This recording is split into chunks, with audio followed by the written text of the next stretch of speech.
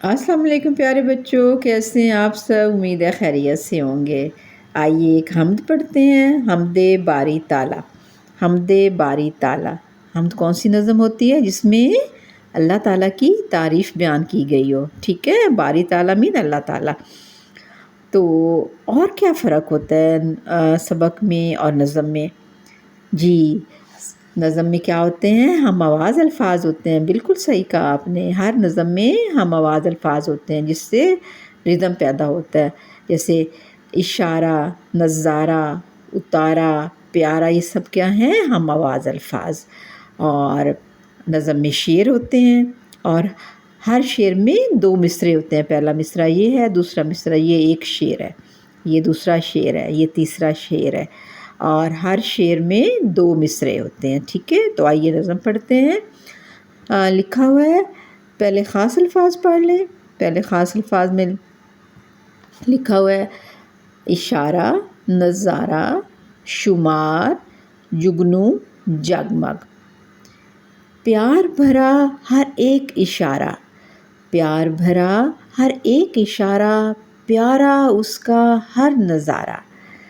یعنی کہ اللہ تعالیٰ کا ہر نظارہ بہت پیارا ہے، پیارا اس کا ہر نظارہ۔ جس نے زمین پہ پیار اتارا، وہ خود ہوگا کتنا پیارا۔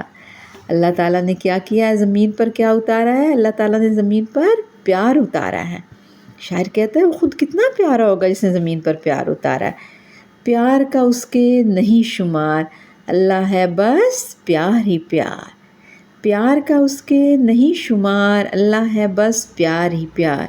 کہتے ہیں نا کہ اللہ تعالیٰ 70 ماہوں سے زیادہ پیار کرتا ہے، تو پیار کا اس کے نہیں شمار، اللہ ہے بس پیار ہی پیار۔ آگے لکھا ہے: پھول بنائے پیارے پیارے، پھول بنائے پیارے پیارے، تتلی جگنو رنگ شرارے۔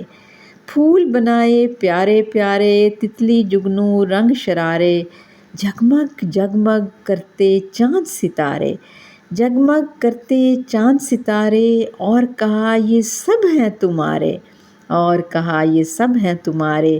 پیار کا اس کے نہیں شمار، اللہ ہے بس پیار ہی پیار۔ اللہ تعالیٰ کیا ہے؟ پیار ہی پیار ہے۔ اللہ تعالیٰ نے ہمارے لیے کیا کیا بنایا ہے؟ اللہ تعالیٰ نے اپنی مخلوق کے لیے کیا بنایا ہے؟ پھول، جگنو، تتلی، چاند، ستارے، یہ سب کچھ اللہ تعالیٰ نے ہمارے لیے بنائی ہے۔ اللہ تعالیٰ کی نعمتیں ہیں، ٹھیک ہے؟ تو ہمیں اللہ تعالیٰ کی نعمتوں کا شکر ادا کرنا چاہیے، اور اس کا شکر ادا کرنے کے لیے ہمیں کیا کرنا چاہیے؟ نماز پڑھنی چاہیے۔ اب آپ کلاس 1 میں آ گئے ہیں نا؟ کہتے ہیں جب بچہ 7 سال کا ہو جائے تو اس کو نماز پڑھائیں۔ تو اب آپ اپنے، ویسے بھی رمضان کا مہینہ ہے، تو اپنی امی کے ساتھ، بچیاں اپنی امی کے ساتھ، اور بچے لڑکے اپنے ابو کے ساتھ نماز پڑھا کریں۔ گھر میں دادی اماں ہیں